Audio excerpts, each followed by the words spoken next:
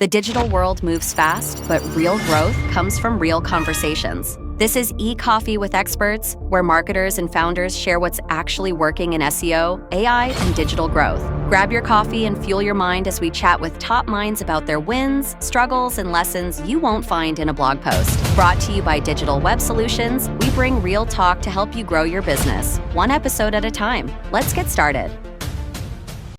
Hey everyone, Victor here, back with eCoffee with Experts. And today we're actually going to be talking again about CBD and how hard it is to promote such products in especially this day and age. But not only that, the person that I brought here with me is also very much involved with marketing and digital marketing. So we are going to also be talking about UX, about e-commerce and everything else that revolves about it. But alas, this is Chelsea Hopper, as I mentioned about. She works at CBD Guru and Apex Digital Media, and she's going to be talking to us today at the show. Chelsea, great to have you here. How are you doing today? Yeah, it's great to be here. I'm doing good. It's been nice and sunny over here after a week of rain, so it's looking up a little bit. Same. I'm based in Porto, and right now, at least my wife was even telling this, like, why does it have to rain during weekends? And on Mondays and Tuesdays, that's when the heat is on like super the limit. When we're working, the sun is out. When we are free to chill, here comes the rain. Always. Always the case. Always like that. Where are you based, Chelsea? So I'm in Scunthorpe, so it's in between Doncaster and Lincoln in the UK, so kind of on the border of Lincolnshire and Yorkshire. I see.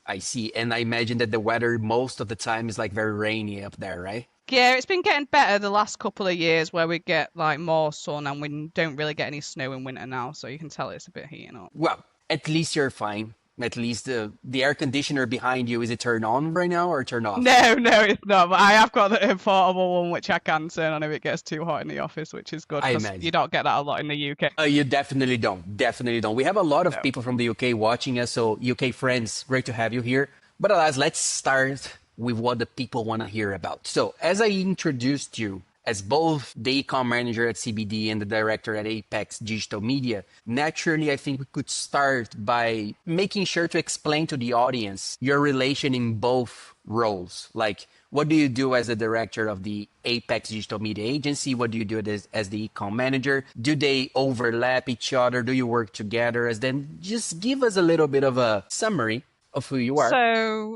So as part of my everyday role, obviously, I'm the e-commerce manager at CBD Guru. So I manage a number of brands. So we have CBD Guru, Herbal Health, Calm Recovery.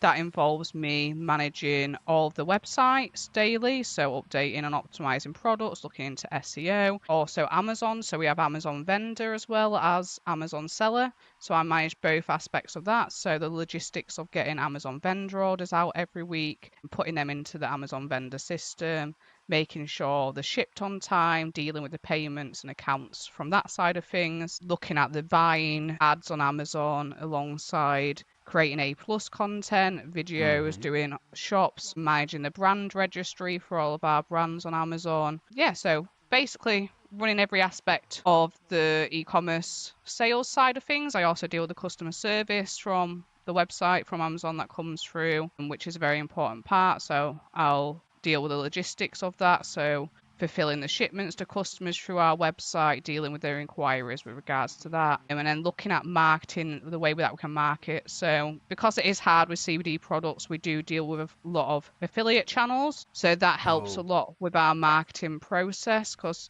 other than that, there's not really much we can do except for with the SEO and an organic traffic side of things. So then with that, moving towards the Apex Digital Media. So that was set up this year in January. So that is few and far between, because normally on my day-to-day, I'll manage the website. Whereas with Apex Digital Media, I'll meet with clients, go to business events, and I will be building the website from scratch. So I'll provide wireframes, speak to them about the user journey, speak to them about whether they've got a brick and mortar shop or whether it is just e-commerce. So I've worked on a few projects this year which have been quite different from each other. One was a full website built that never had a website before and was more of an informative type of website where they could look at the services that the clinic offered with anesthetics. I'm working on a client now that's in Ireland, and that's more, they do have a Shopify website, but it's quite confusing with regards to their branding. They don't have a full story. So that is more of a redesign, making it easier for customers to purchase, giving the full backstory of what they're about, and actually giving it a brand identity, which it didn't previously have. I see. Well, naturally, the first thing that comes to my mind is you by yourself talking about Chelsea at Apex. You're working with several different marketing channels and you're working with several different products. But then at the same time, you have the Ecom Manager at CBD Guru. Let's start with CBD Guru and then we can open up our conversation talking more about you at Apex. And then we can, talk about different strategies and everything else. The first question that I imagine a lot of the audience is already asking regards CBD Guru, can you try the products before you ship them? Just kidding. Just kidding. Just kidding. Of course you can. Of course, who wouldn't? Again, really just kidding. But we know, especially with an episode that I had prior to this one, that, and even you said so yourself, promoting CBD products is very hard because you have a lot of regulations that keep you from doing so. So even yourself said about the affiliate channel. Right now, whenever we're talking about CBD and everything that is similar to it, we get the sense that it can be so illegal and so harmful that sometimes it fears, people get afraid of even clicking and buying. So my question to you is, even regarding content, how do you promote and how do you share the stories and the benefits of a CBD product, such as what you're selling right now, with those limitations? If you can walk us through a campaign of ours without sharing anything secret, without sharing any of your secret sauce, that would be great. Yeah, no, that's not a problem. So I think with CBD to start with, it's all about how you brand your products. So as a brand, we stay away from using anything that's related to cannabis. Although CBD does come from the cannabinoids in cannabis, we don't want to target that specific market because, as you say, people see it as illegal. There's a taboo around that. So we do try to stay as clinical as possible. So that does help with bringing in customers. So with regards to marketing, we do use affiliate schemes. So we sign up to them, which we can put out offers. We can send out emails to people that signed up as an affiliate on our scheme about coming up with offers, and they'll put them on coupon websites if we've got like buy one get one free or buy one get one half price. So that encourages a lot because some of these are big coupon e-commerce websites as well, so they are quite popular and they have apps that are available to thousands of customers. So pushing out our offers onto them sites is a really big deal and does get us more traffic over to our website. So we do also feature on certain buy now pay later things, even though we can't use Klarna and ClearPay. There are other ones such as Zilch, which even though we have a small fee to purchase from us on there, we are available on their app. So again, that gets us seen as a brand. So even though people can't pay in 3 installments, people can use Zilch to pay and still get the loyalty points and anything else that we offer to normal customers. Another way we do it is, which can be a bit more difficult, is through user-generated content.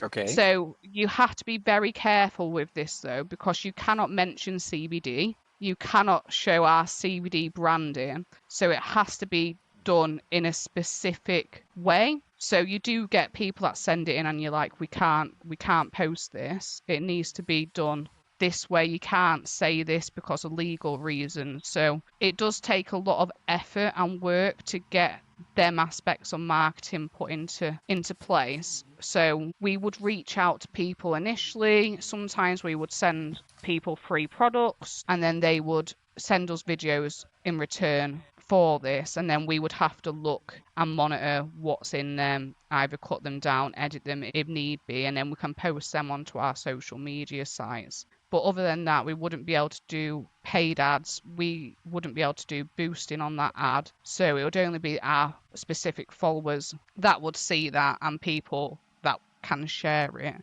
So as you say, it is a really difficult journey. So we do tend to focus on the SEO side of things, key point and keywords in the industry, and making sure that we do appear on that first page on Google in the top 5. So that takes up most of our efforts. Let's talk more about this SEO side then. I imagine that the competition must be very fierce, especially in English. So you're not only talking about UK companies, but you're also going to be talking about Canadian and American ones. Uh, do you see that it takes, like, especially now with your expertise at Apex, do you see that SEO for CDB products takes longer to show results, or they are a different beast altogether, or is it still SEO? It can take longer, it just depends. So we're lucky enough to be in the top 5 for quite a lot of our keywords, but it's keeping that position. That's the more difficult bit, because you get new brands coming in, or brands that already existed that didn't do the products we did, that are introducing them products.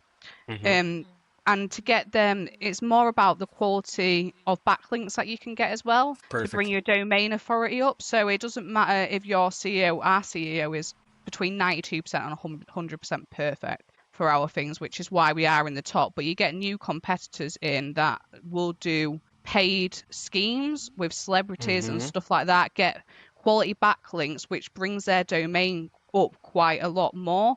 And So if their super fast, domain authority, exceeds yours in a quick period of time, you're then ranking lower than them. And it's got nothing to do with your keywords. It's to do with your domain authority now, because they've got the same ranking as SEO. So then Google's going to the next one. Oh, what's your domain authority? Is it lower than this website? Is it higher? So then you're slowly ranking down. So our next bit is to build back our domain authority to get back on to the top space. But again, it is really difficult, because you've not just got products, people and brands that specialize in CBD. You've got the supplement stores that sell all different types of supplements that are selling CBD, and these are well-known big brands. So they do have the domain authority, they do have the cash to input into things and become that top spot on there. So you are competing against quite big people in the industry. I see. It's kind of like being a Chinese manufacturer of a smartphone against like several other that are already very much well positioned, right? Let me see. The CBD itself, the market itself has its followers, so it's nothing that you need to educate about what it is if the person is looking to buy. Then you have those that are looking to research, and that's a whole different story. We saw, 10 years ago, 8 years ago, the birth of influencer marketing and the growth of influencers helping brands with that. And as you said so yourself, sometimes you send products so that those people can do their videos, that they have some guidelines to follow. Is this strategy still applicable even in 2025, especially with the uncontrollable size of influencers in the market, where everybody's sending messages every day saying that they have great audience and great engagement, but when you check, they only have like 1,000 followers? And if so, do you have already a set number or a set list of influencers, or no, you don't promote yourself through these people? So no, so we don't have a set list of influencers. What we'd do is go for a specific platform where influencers register with them, and we can look through people. So put an ad up for what specific job we want, and get proposals through, and then go through people that we think's more suitable. And they can either set a fee based on the amount of followers and stuff that they've got, but we can have a look to see if it's actually relevant to our industry. Because with the supplements industry, you're looking at different types of influencers. So you want people that are active in fitness. They're really good influencers to have, depending on what products you've got. You want people maybe that's struggling from certain medical problems. We do menopause. It helps with menopause, and we do menopause capsules. So again, there's several different markets within one type of product. So it's very hard to sift through your normal influencers, I would say, because they're not often as suitable, and you don't really see many 50, 60-year-olds that will be our target market that would be influencers. So in that respect, that needs to come more from other marketing sides. So although we can't do adverts, we can still do email marketing. So that does play a big role as well. So so that is what we rely on in that respect of things. Talking about email marketing then, what is it that you send on these emails? Is it just like, hey guys, we have this new product, or is it with some kind of storytelling, or is it just to keep yourselves top of mind? So we send informational emails out. So if it's coming up to winter, we might say, oh, the benefits of using CBD during winter Oh, that's nice. months. So the same as summer. So we have some nice summery flavors. We have some nice summer related products like pina colada slices, watermelon slices. So we'd send out an email, like I did an email the other week about how you could maybe make a non-alcoholic cocktail, but with CBD. So I did a mint mojito with our mint CBD oil. That must be So so nice. just some recipe ideas, which is quite unusual. People Mm-hmm. might not think to be able to do this with our products. So you're sending them ideas of how they can use our products if they already buy them. Or, oh, actually, I don't really drink alcohol, but I might try making this cocktail in the summer with the CBD instead. And then we'll send out obviously promotional emails. So if we've got offers on anything like that, we have email flows set up, so abandoned cart flows, welcome email flows, and they are really important for business because that keeps the customer engaged, so we can set them to go out after however many days we want and just follow up with that customer. I will also send out any delivery notices that need to go out through there because we can personalize them to the customer, and it's easier to import a list from our orders rather than emailing customers individually. So yeah, anything basically we send out through email communication, and sometimes we'll also send out SMS through a different platform That's nice. related to that. That's very nice. And SMS is easy to read, easy to send over. Do you treat SMS as like a two-way communication channel or just a notification channel? So it's normally just a notification channel, but the SMS backs up the email marketing because you'll get a lot of elderly customers that don't use email, but they do have a number that they can be reached on. So it just keeps them still in the loop with us rather than just ignoring them customers completely. That's very nice. And I can see that you're very concerned about the user experience and how they are relating themselves to your company, to CBD Guru. So actually, why don't we start talking more about UX right now? Because I do know that it is one of the areas where you most love working at. And UX can either be a hit or miss. Most brands, they treat it as a nice to have or second thought instead of a revenue lever itself. So my question is, and then we can actually right now start opening up our audience to no longer CBD, but also the things that you do at Apex. Yes. But is there a financial cost of bad UX or something, that you, by your experience, know that companies should do in order to not lose money? Well, there's a cost to everything, not just the prettiness of UX, but actually the legal side of things that you need with your UX. So you could get fined if you've not got your legal things in place properly, if you've not presented them in the way that you're supposed to present them by law. A lot of companies do ignore that, and I've been on a lot of websites that don't follow these laws, and a lot of the time it can be a large percentage of your revenue. So you're not only hit with a set fine, it's actually a percentage of your overall revenue for that time period.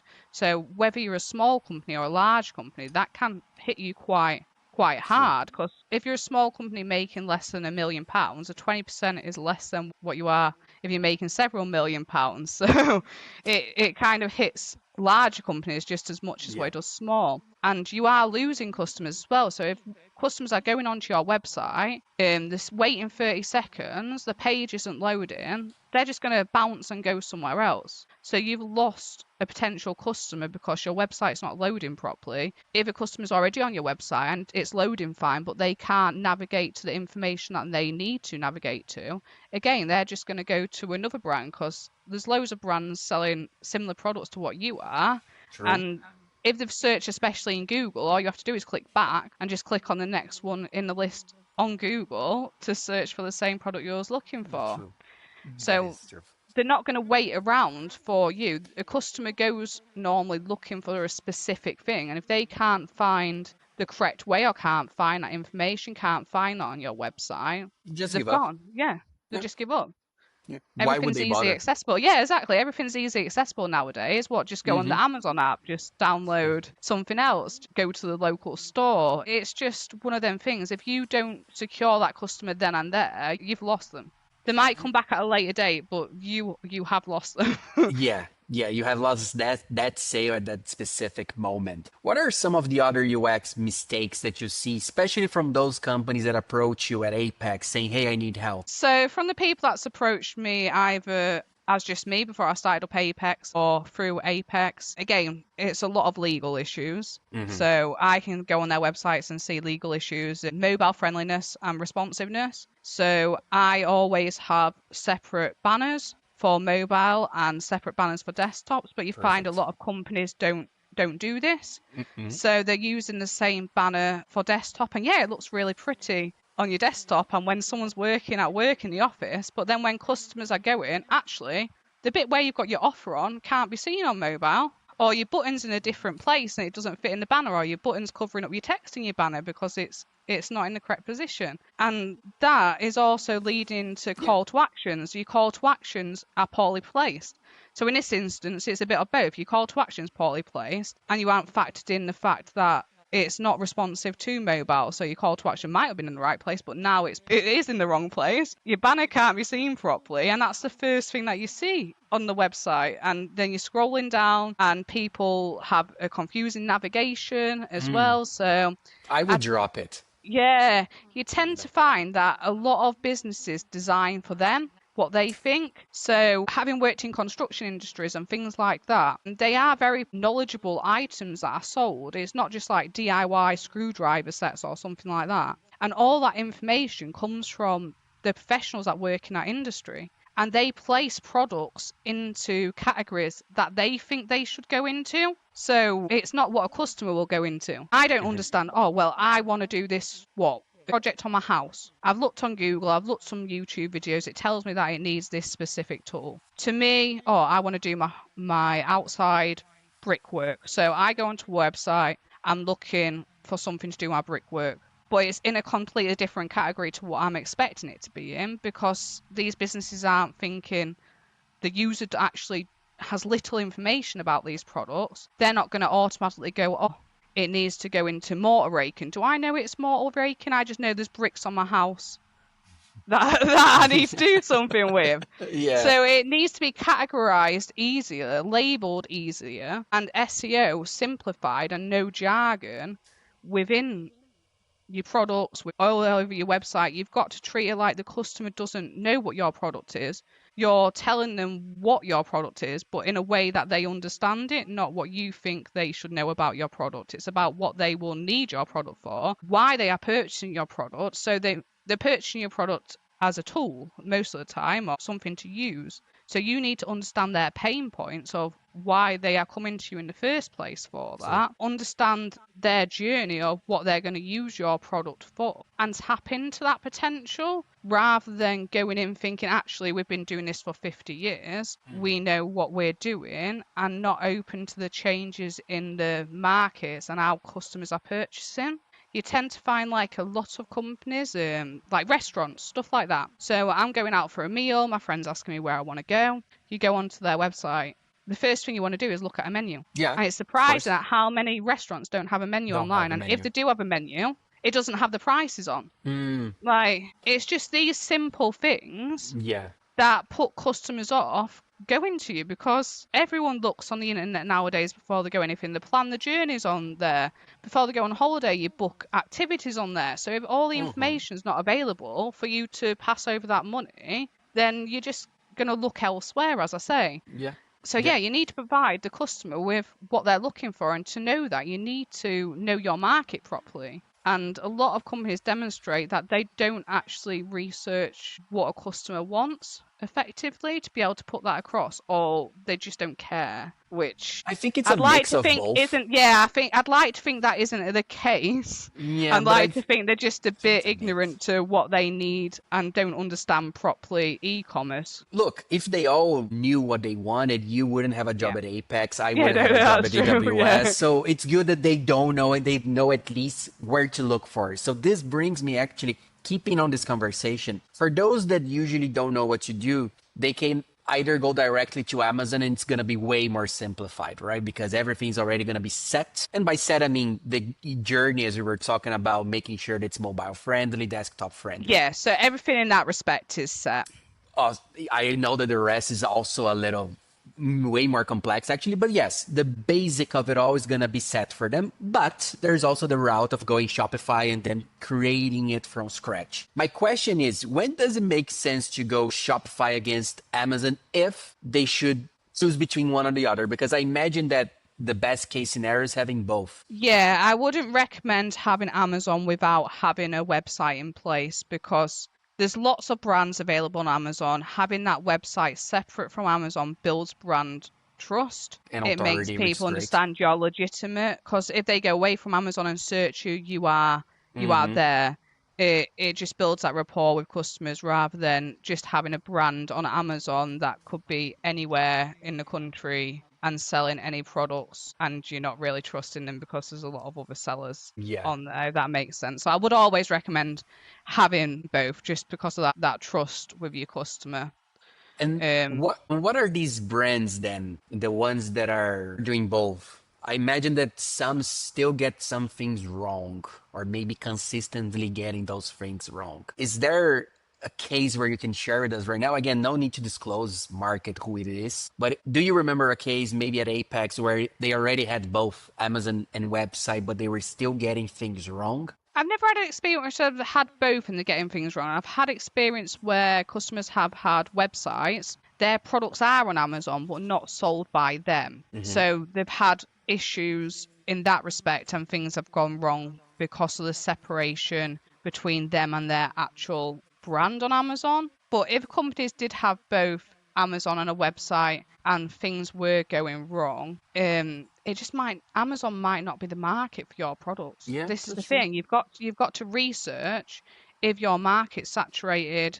I have specific tools where I can see how many units have been sold in 30 days, 60 days, 90 days of specific products, and it requires extensive product research to be able to launch products on there. And you get a lot of people that will say, oh, well, reselling other brands is a quick and easy way. It isn't. So when I started here, we did try that. So it wasn't something, so I specialize in Amazon on building brands from scratch. So it's our own brands. We put them on, we register them, and we build the brand up essentially. So I'm not someone that does resell. So that was a big learning curve for me as well, because it's not something I have experienced before. It is a lot easier than obviously starting your own brand from scratch on Amazon. But doing the resale side, you have a lot more competition. You've got several people that's able to buy them products. You've got to look at the buy box rotation. And it's not just as simple as what people make it out to be, where I can go to B&M and buy a product off the shelf and then list it on Amazon and make money from it. From my perspective, it is a lot easier to build a brand from scratch and make money from your own products, as long as you do the correct research in the background and you can launch products that's specifically for Amazon. So with CBD Guru, we have separate products on Amazon than what we offer on our Oh, website. that's nice. That's nice. That's nice to know. Yeah, so we did offer 10 ml bottles on our website, but we have changed over due to sustainability, packaging, environmental reasons to 30 ml bottles. But we only sell 10 ml bottles on Amazon. We sell certain products on our website, certain products on Amazon, which are available. So they're available through us or directly through Amazon. And because they are available directly through Amazon, it makes you more of a trusted brand. Perfect. That makes sense. And do you think everybody should do a strategy like this, like having a separate menu over on Amazon than on the website? Yeah, I think because it's like looking at social media. You've got your LinkedIn, you've got Instagram, you've got Facebook. You'd put separate types of content for your campaigns That's on true. each one because they're That is aimed true. at different markets. And it's the same with Amazon, eBay, Etsy, and your own website. They're all separate entities basically, and they all have a different target audience and target market, because Amazon's literally got everyone searching on there from different types of products, whereas your own website, it's only if you're using SEO or you're doing ads, it's only people that's interested in your product or searching for your specific products that's going to find you. It's the same as like Etsy. Obviously, that's more known for handmade stuff, True. digital art. So it's about placing yourself within the right marketplaces and then catering towards them specific marketplaces with your content. You can't put the same content on your website that you do Amazon. You could, but I wouldn't recommend doing it. I'd recommend making specific content for Amazon, because people are only seeing, you only get a small section where you can write a couple of bullet points. You have a minimum word count on there. So your images on there and your featured product images and your videos is what are making people buy on Amazon alongside reviews. So these are what makes it different from your website. Reviews are also important on websites, but you can put a lot more detailed information on your own website. You can put a full spec on there. You can put more images about what ingredients are in there. Well, that's not possible on Amazon. You've only got your A+ content and your featured images and product images. So you've got to make the best of that by putting that information that you would put normally in text into an image or into something visual. That is true. And again, you said so yourself, it changes depending on what you're doing. Amazon already has a different customer journey than going to the website, right? Everything is going to be different. Chelsea, we went through CBD Guru, some of the marketing strategy that you're utilizing at Apex, how you visualize the difference in e-commerces between Amazon and your own website. But I do have a final question that is always about the future. I think this is the moment where we can open our imagination and think further. If you had to future-proof any e-commerce brand today, whatever e-commerce, really no exception, for what's coming over the next 2 to 3 years with AI, with how digital we are mostly going to be getting, even so, what would you double down on in regards to the strategies and the efforts? And what would you completely ignore if you were to start today in the middle of 2025? I think coming into the future, like obviously in 2020, no one saw COVID come in, and that accelerated the growth of the digital market a lot. So that accelerated Amazon, companies that didn't have websites wanted to get them. Sometimes it is hard to foresee what's coming, but from what past events have taught us with technology and everything that's already been done, we can count on a growth in that sector. So there's always going to be a technological growth. So even if you don't implement certain things, it's always great for a company to have a growth plan. So how you'd grow logistically if you're a manufacturer, how would you grow your manufacturing facility, just to have that in place so you can implement that when it is needed to be implemented. And I just brought up, with AI as well, there's a lot of things with machine learning and AI that would make a lot of tasks more easier. And I would never think that they would take over people's jobs completely, because that's not how AI would work. And coming from a computer science background, AI learns from us. And I think it is something that we all need to embrace instead of running away from and thinking it is going to take these jobs away from people. We need to work with AI and think, how can that make our jobs a little bit easier, rather than thinking, oh, no, it is going to take our job. It's about incorporating it into your everyday work that you already do. I'm thinking, actually, it is really good at doing this, but it doesn't do this great. So we can help it do this, and then we can go away and do this part manually. I think a lot of the time, especially with data, we'll have a lot more automatic softwares that will give correct data, because, as I say, I work with a lot of software that will give me Amazon data, and I can work with 3 different software providers, and they'll all provide me different data. So these aren't things that you can currently rely on. So then you have to find a pattern within them different ones, and then go from your own instincts to try and figure out what the correct statistics actually are. So moving forward, I'd hope that the technology advances would make this a little bit more accurate within marketing, within the digital sector, for us to be able to get the data that we actually require, and not just from customer behavior, but from all aspects of the industry, just to provide that research. But if I was planning on building a brand now for the future, I've always said that the 3 things that are always going to be needed in the world, not just in e-commerce, but general retail, is for elderly people, babies, because babies are always going to be born. Elderly people are always going to get elderly. Yeah. So they're Yeah. the only two things that are going to stay the same. Yeah. So if you're planning to future-proof anything, I think researching them two markets and bringing in products or something related to them would definitely future-proof your business and your brand, or anything like that. Like food, we're all always going to need food. So anything that we are always going to use as human beings is always going to be something that's going to be needed. And we've seen that all these things that we do need, the prices are going up recently. So it's always going to be somewhere where people makes a profit. So why not That makes sense. take a chunk of take? Well, you heard it, everybody. CBD for elderly. That's the goal. That's the company we're going to be starting right now. Again, Yeah. just kidding.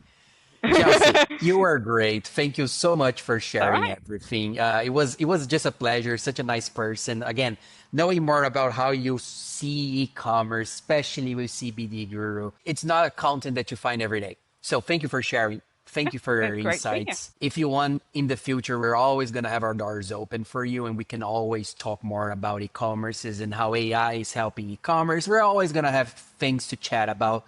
Just as babies will be born and old people will die, Yeah. we're always gonna have conversations to be having here. Sounds good? Yeah, no, that sounds good to me, and I'm always going to be here, and I'm sure I could talk about a lot of different topics. Awesome. To be fair. Awesome. I'll keep that in mind. Don't you worry. And for everyone else who's here with us, you're going to have all the links down the description below regarding CBD Guru, Apex, and Chelsea. Don't forget to follow her and engage. And this has been Victor with the Coffee with Experts. Bye, everyone. Bye, Chelsea. Bye, everyone. Thank you for listening.